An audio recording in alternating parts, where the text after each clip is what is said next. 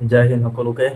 আচলতে স্ক্ৰীণত দেখা পাইছে নিশ্চয় আপোনালোকক কেইদিনমান আগতে ভিডিঅ'টো দিছিলোঁ যে আপোনাৰ নামত যদি কোনোবাই পুলিচ কেছ কৰে FIR দিয়ে তেতিয়াহ'লে আপোনাৰ চাকৰিটো মানে পাবনে নাই বা চাকৰিটো থাকিবনে নাই যদি আপুনি অলৰেডি চাকৰি অৱস্থাত আছে।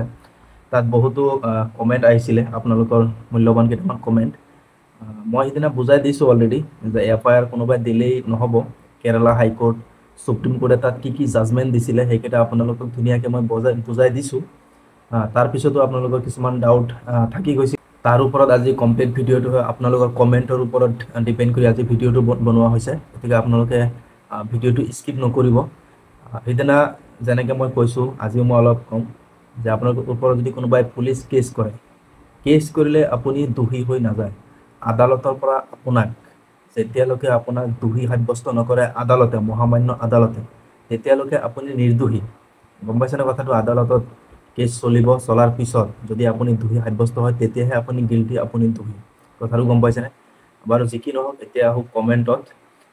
এজনে মোক কমেণ্ট দিছিলে, প্ৰাঞ্জল অফিচিয়েল, যে মোক মিছাকৈ সঁচাই জেলত যাব লগা হ'ল 15 দিনমান, কিন্তু লাষ্টত কোৰ্টত মই কেছটো জিকিলোঁ। অপজিশ্যন পাৰ্টি মিছা বুলি প্ৰমাণিত কৰিলে এতিয়া মই ভাইবা দি থৈছোঁ। ছাৰ মই চাকৰিটো পাম নে নাই জনাবচোন প্লিজ, আৰু কিবা প্ৰব্লেম হ'ব নেকি?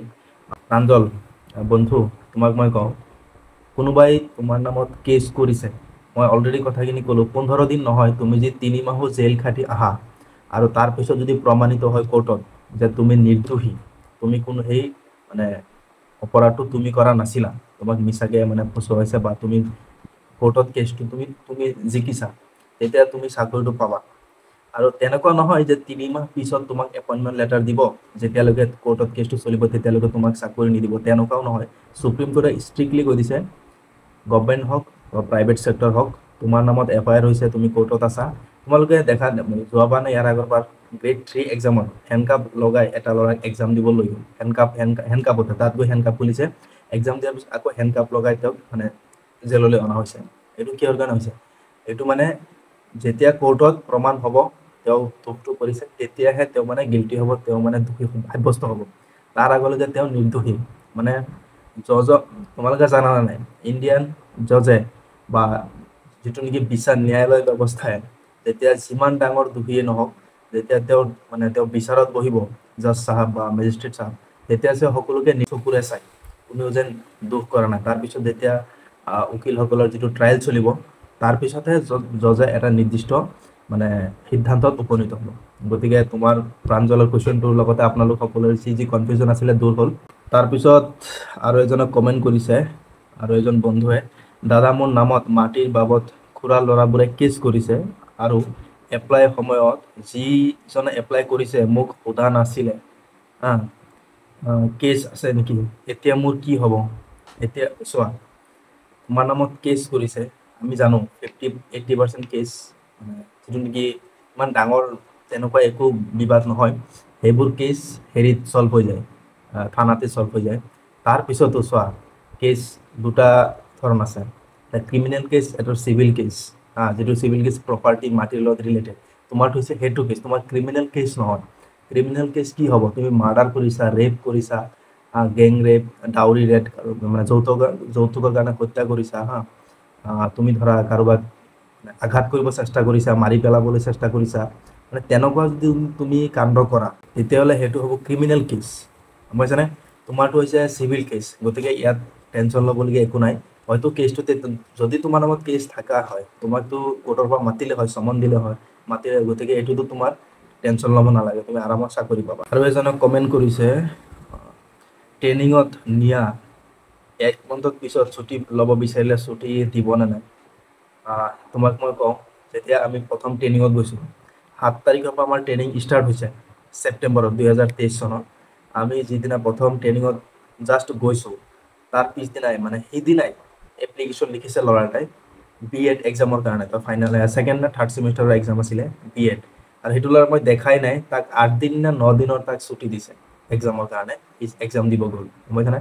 7 দিন পিছত মোৰ একেবাৰে কাষৰ বেডিংটো আছিলে, তেওঁ 7 দিন পিছত আহিছে। গতিকে 1 মাহটোৰ পিছত তোমাৰ যদি প্ৰপাৰ ৰিজন থাকে, ভাল যদি ৰিজন থাকে, যদি আৰু ট্ৰেইনিঙত গৈ পেলাই তুমি পিছদিনাই এপ্লিকেশ্যন লিখা মই বিয়া পাতিম, বা মোৰ ঘৰত বিয়া আছে বা বায়েকৰ বিয়া, ককায়েকৰ বিয়া বা গাঁৱৰ বন্ধুৰ বিয়া, বাৰ্থডে আছে, এইবোৰ ক্ষেত্ৰত যদি ছুটি লোৱা তেতিয়া তোমাক ছুটি নিদিব, তোমাক উল্টাই পানিছমেণ্ট দিব। গম পাইছানে কথাটো?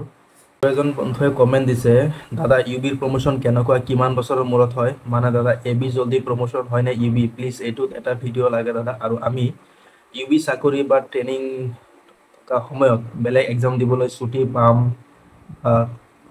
সময় পাম নে দাদা প্লিজ জনাই। আচ্ছা যিয়ে নহওক, ছুটি পাম নে নাই তাকে সুধিছে।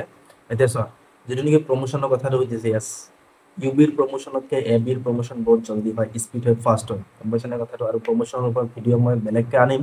মোটামুটি এইটো জানি থোৱা, ইউ বিৰ প্ৰমোশ্যনতকৈ এ বিৰ প্ৰমোশ্যন অলপ মানে হেৰিকৈ হয়, স্পীডত হয়। গম পাইছা? আৰু নেক্সট যিটো কুৱেশ্যন, এইটো এটা কুৱেশ্যনৰ নেক্সট যিটো পাৰ্ট, যে ট্ৰেইনিঙত বেলেগ এক্সামৰ কাৰণে ছুটি পায়নে নাই, মই অলৰেডি ইয়াৰ আগৰ কুৱেশ্যনত আনচাৰটো মই দিলোঁৱেই। গম পাইছা নাই? প্ৰপাৰ তুমি ৰিজন দেখুওৱা, প্ৰপাৰ গ্ৰাউণ্ডত তুমি ৰিজন দেখুওৱা, তোমাক এনি টাইম তোমাৰ কাৰণে ছুটি এভেইলেবল থাকিব। কিন্তু এটা কথা আছে ইয়াত, মই মাষ্টাৰ ডিগ্ৰী হেৰিৰ কাৰণে ফাৰ্ষ্ট ছেমিষ্টাৰৰ কাৰণে মই ছুটি পোৱা নাছিলোঁ। মই কিয় ছুটি পোৱা নাছিল মই কথাটো জনাই দিওঁ। যেতিয়া ফাইনেল মানে আমাৰ যিটো ফাইনেল বৰ্ড, ফাইনেল এক্সাম আহি আছে, তাৰ ঠিক 10 দিন নে 15 দিন আগতে মোৰ এক্সাম আছিলে। মই এপ্লিকেশ্যন দিছোঁ, দিয়াৰ পিছত কামাৰ্ডেন ছাৰে মানে ৰিজেক্ট কৰিছে মোৰ এপ্লিকেশ্যন। পিছত এডিশ্যনেল বাইদেউ আছিলে, তাত আহিছিল, বাইদেউক মোক কল কৰিছোঁ মই, যে বাইদেউ মোৰ ছুটিটো লাগিছিলে ইমাৰ্জেঞ্চি। পিছত বাইদেউ কৈছে, চোৱা গোটেই বছৰটো যদি তুমি ছুটি বিচৰা হয়, কাৰণ বহুতক ছুটি দি আছোঁ এক্সামৰ কাৰণে, আজিলৈকে কোনো কাকো মানা কৰা নাই, তোমাৰ এতিয়া ফাইনেল বৰ্ড আহি আছে, তুমি একেবাৰে ছেকেণ্ড ছেমিষ্টাৰত একেবাৰে এক্সামটো দি দিবা। গতিকে এইটো যদি তোমাৰ বৰ্ডটো বেয়া হয়, তুমি আকৌ ট্ৰেইনিং কৰিব লাগিব, তোমাৰ একমাহমান আকৌ ট্ৰেইনিঙত আহিব লাগিব।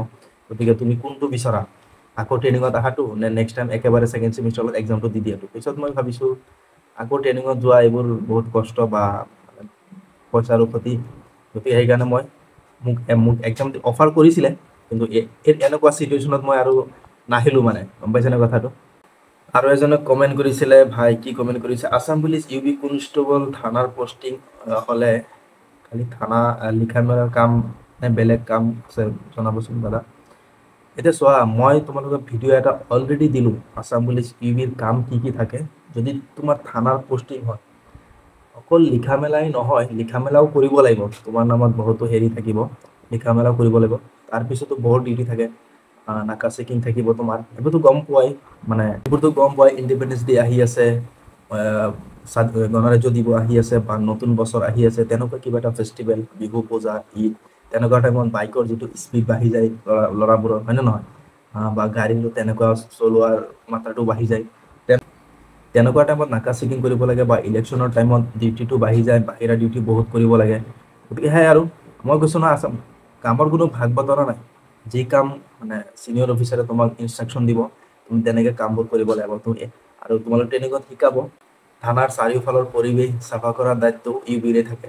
গম পাইছা? ইউ বি বুলি নহয়, থানাত যোনেই থাকে, মানে অফিচাৰেতো আমাৰ আগত যদি অফিচাৰে চাফা কৰে, এইটোতো ভাল নেদেখি ন। আমাৰ ঘৰত কেনেকুৱা, আমাৰ আগত যদি আমাৰ ককায়েকে, আমাৰ দেউতাই চাফা কৰে, এইটো ভাল লাগিব নেকি? আমিয়ে কৰিব লাগিব আল্টিমেটলি।